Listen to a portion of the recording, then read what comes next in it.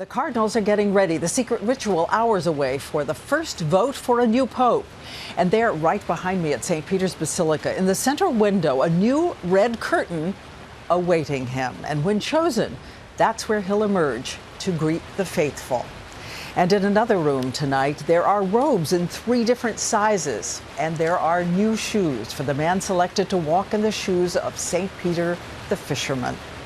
And we should tell you that the minute you arrive here in Rome, everyone is talking about the high-spirited American Cardinals shaking up this selection. And our team is on the ground, starting with ABC's Josh Elliott right now. Josh. And so it begins, Diane. Tomorrow, a world's focus will be trained on that simple chimney atop the Sistine Chapel, ready to offer all of its smoky history. It's a ritual ratified over centuries. The votes are burned, and black smoke means no consensus. White smoke means we've chosen a new pope.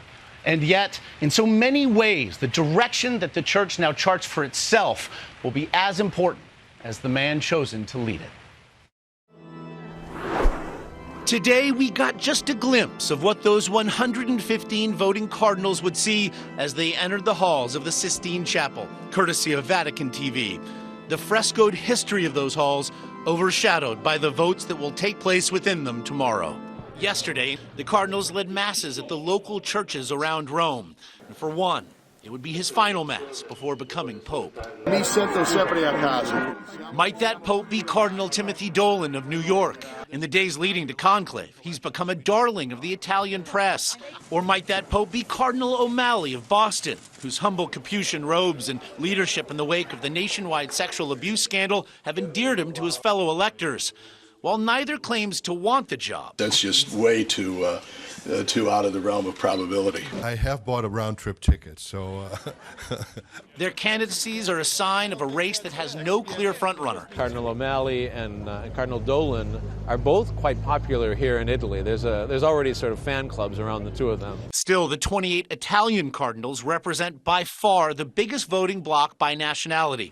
And true to form, they're thought to be pushing for an Italian pope. But as the multitude of languages that we hear today in St. Peter's Square suggests on the eve of the conclave, Vatican City is not Italy. The world's Catholics are arriving to see the election of a new pope, and for the first time they may see that pope hail from Latin or North America. So might that mean Cardinal Scherer of Brazil or Cardinal Ouellet of Canada?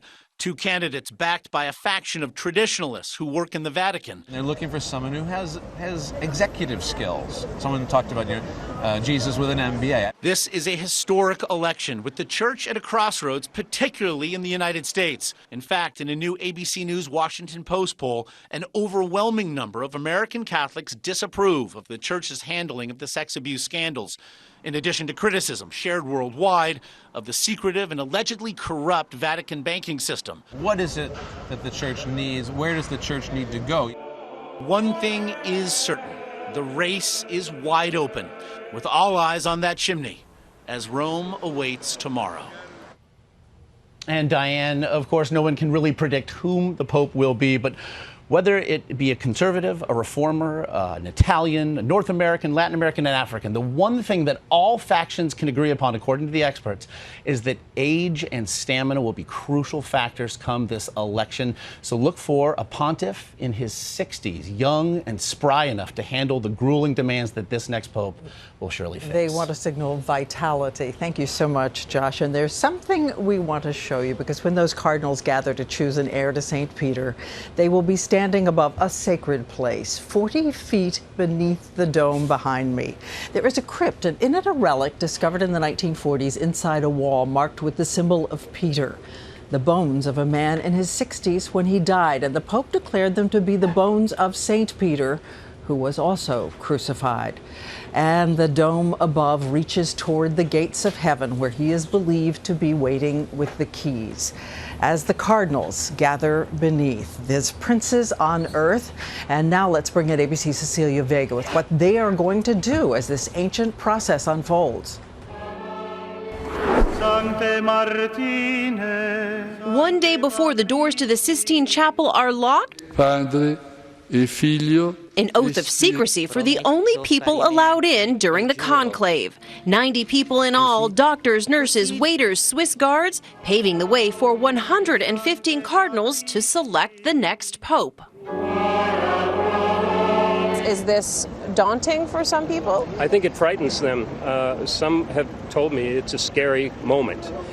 Because they don't want to make a mistake. The voting may begin right away, up to 4 times a day until 2/3 of the cardinals agree on a name. They write their choices on paper ballots. One at a time, they walk to the altar, and under the watchful eye of Michelangelo's Last Judgment, cast their votes. 3 cardinals do the counting, then those ballots are burned, never to be seen again. Even in this modern world, it is a centuries-old ritual that delivers the results. Black smoke means no decision. White, there is a new pope. So this is the black smoke right here. We open, and this is white. And this is the white. How do they do it? An Italian special effects crew gave us a demonstration. Seems easy. Seems, okay. We'll see. A bit dangerous sometimes. Bit dangerous, so I should stand back. Yeah, because it's really hot. It turns out, creating smoke in the Vatican is like creating smoke for movies. So, no pope? No way. Not today? No. All right. Maybe tomorrow. Maybe tomorrow. The conclave used to burn wet straw to make black smoke. Today, it uses a mix of chemicals. But sometimes, even in the Vatican, the plan fails. In 2005, the smoke wasn't just black or white, it was both. In 1958, there was gray smoke. In 1978, it blew right back inside the Sistine Chapel and made the cardinals sick. Today, our smoke was bright white. All we were missing was a new pope. I can hear the crowds in St. Peter's Square cheering already. And so, Diane, I have with me tonight a sample ballot, a mock ballot, like the one that the Cardinals are going to use when they start voting tomorrow. And we know that many of them trying to disguise their name when they the name of the Pope that they're choosing when they write on it, so that no one knows who it is that they're voting for. Not just that, it gets very secretive. They fold it once, and then they fold it again, and then it gets burned so that no one sees this vote. Secrecy, you know, being of utmost importance. Right. They try to disguise their handwriting so they can't tell who voted for whom. And there's something very moving about a piece of paper in a modern world. Thank you, small. Cecilia.